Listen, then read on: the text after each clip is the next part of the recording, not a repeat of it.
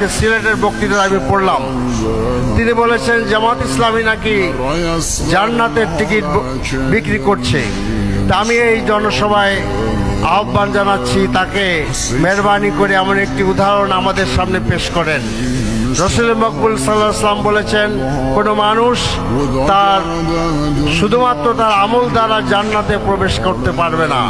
কাজেই জান্নাত নিয়ে এত ঠাট্টা মশকরা করা ঠিক নয়। তিনি ফতোয়া দিয়েছেন যে জামাত ইসলামের লোকেরা নাকি কুফরি করছে। বিষয়টা খুব ভালো।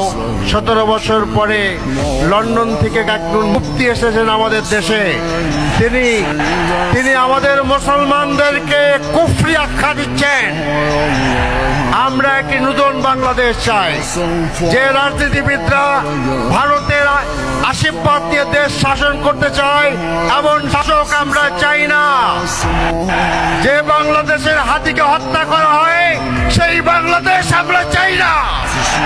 আমরা নতুন বাংলাদেশ চাই, যে বাংলাদেশের তরুণরা, যুবকরা, যুবতীরা সকলে মাথা উঁচু করে দাঁড়াবে। আপনারা নির্বাচনকে ভয় পাওয়ার কারণে আপনার শাহজালাল ইউনিভার্সিটি নির্বাচনকে বন্ধ করে দিয়েছেন।